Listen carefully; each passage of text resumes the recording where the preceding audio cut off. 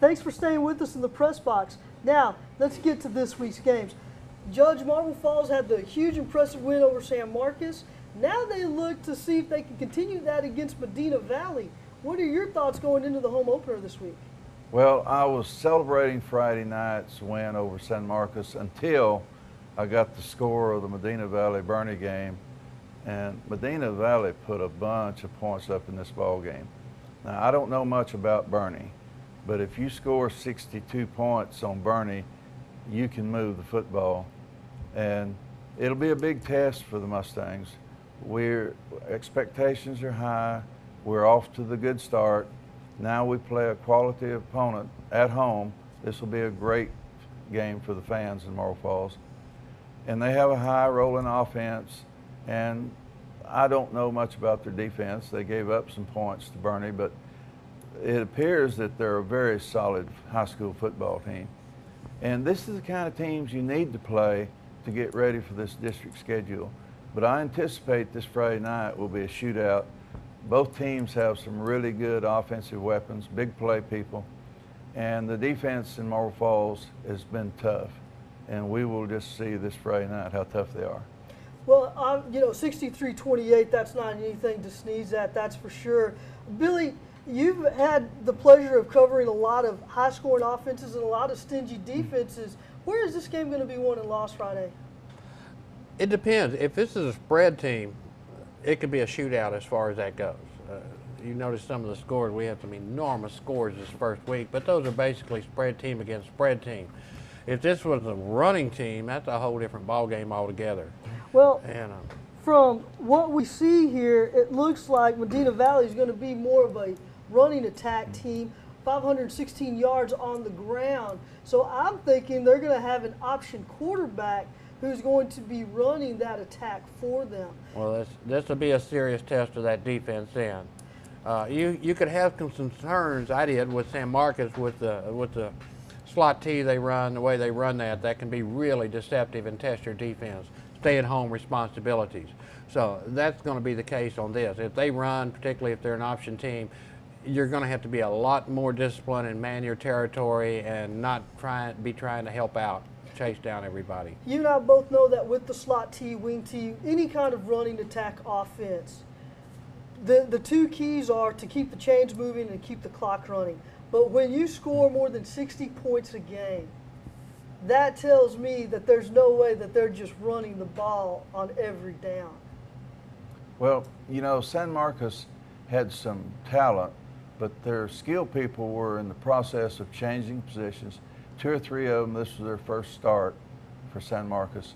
And, you know, obviously they have some skill, and they're going to improve during the season. But the hard truth of the matter is they are not quite ready yet for primetime football. Now this Friday night will be a little different matter. This is a good, solid offensive team, and they are expected to have a really good season. And we'll have our hands full Friday night. We have to come ready to play.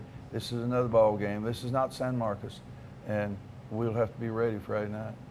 Steve, I didn't mean to leave you out. No, I believe Medina Valley, didn't they move from 3A to 4A? Correct. So a lot of times you see those schools that move up that had success in maybe a lower classification, they come in with a lot of confidence. Well, it will certainly be the case. Now, Judge, I know you want the Marble Falls to go 6-4. I didn't know if we could handle San Marcos. I was thinking 4-6. Now I'm thinking 5-5. Obviously, with the alumni, Billy, I think you'll be on board with this. If we get in the playoffs and beat Barnett, that's the only thing the alumni really want to see. We want to beat Barnett, and we want to get in the playoffs. And that will feel like 10-0 for a lot of people in this town, especially the diehard fanatics like so many of us are. It will be interesting to see. Marble Falls, San Marcos never got anything going. Marble Falls seemed like the game slowed down for them. Everything that San Marcos threw out at the Mustangs, they were prepared for. They were able to get to passes. They were able to get some good hits. They were able to get some fumbles.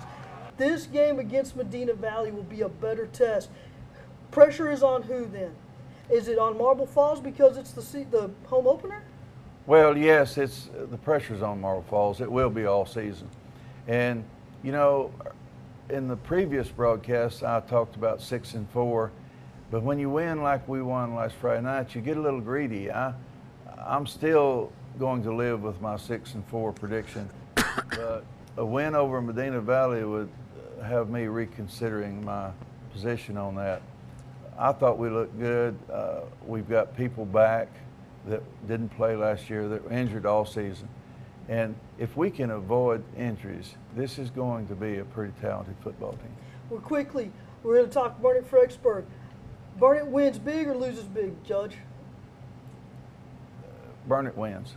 Burnett wins. Billy? Oh yeah, Barnett wins big time. Lano and Bangs. Who? I don't know much about Bangs.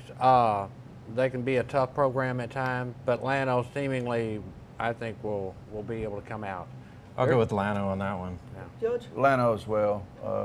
They're going to have a good season. Okay, and usually Faith will play, but they're taking a bye this week, so I guess everybody's picking Marble Falls. Everybody's staying local. Marble, Burnett, and Lano. Is that what I'm hearing everybody say? Yes. Right. Okay. All right then. Well, we're pretty excited about the games this week. Look forward to seeing what they can do. And after the break, we'll talk a little bit more football.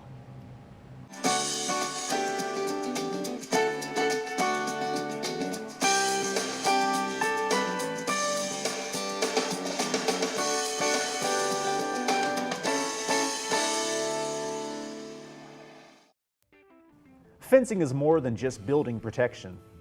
It's an investment, an improvement, an important decision that affects the value of your property.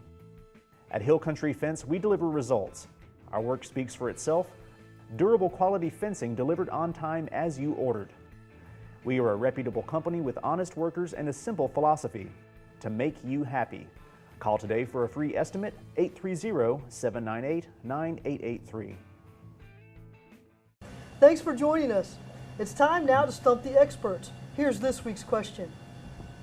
Hey panel, it's Eric Penrod here, principal of Marble Falls High School. I want to know your opinion on who the best football player in District 25 4A is. Thanks, Mr. Penrod. We look forward to giving you an answer. Judge, you heard from your principal, Mr. Penrod, at the high school. He wants to know, who's the best player in District 25 4A? Well, bias indicates I should lead off with the Marble Falls skill position players. You know, David Morgan, certainly, Zed Warner, Cyril Lemon, our offensive lineman and defense this year, has received 2 Division I scholarship offers. And obviously we're counting on Austin Sparks, there's no doubt about that. Since he was out last year, didn't play, he's not received the attention that he will before this season's over, I promise you. But Cedar Park has 2 Longhorn commitments, and they're really good. One of them's an offensive lineman, and one's a linebacker. And of course, you know Lake Travis has a bunch. Their quarterback is very efficient. They have 2 or 3 wide receivers that are really, really good. I don't know how many Division I people they'll have, but if past history means anything, it'll be 4 or 5. But we have kids that'll be playing college football as well, so it'll be a good year for recruits in this district. Steve, go ahead. What do you think? I'm going to have to go with Michael Brewer. I'm a big fan of senior leadership and the team concept. And, you know, he does a great job taking care of the football, running the offense, or relying on his team. But really, I enjoy his demeanor. I've read several quotes from him in the Austin Statesman, different papers, these publications. His demeanor, I think, gives his teammates confidence. And I think that's what you need to try to win a state title, is you have to have confidence. Can you win from behind? Can you win from up front? I know one of his targets is Garrett Gilbert's brother. And also his father played ball at UT. So the standard for him is very high. And also I know there was a year where he was working with Garrett Gilbert. They were on the same team. So once again, he was led by someone. And then in turn, he knows how to lead the others. So from that standpoint, I think he's the best player, in this district. Billy, what's your take? Well, I think some of the Marble Falls boys have a chance to make a splash here. I mean, no doubt that Brewer is a top-flight quarterback and gets the attention and has the wins to back it up. Zed, with his performance this last week, 9 of 10 for 4 TDs and 239, that's impressive. He's going to give Brewer a run for his money. Same way, Connor Floyd, that's going to Tulsa, has an injury, like Travis announced. He's out for 9 or 10 games. He may be back for the playoffs.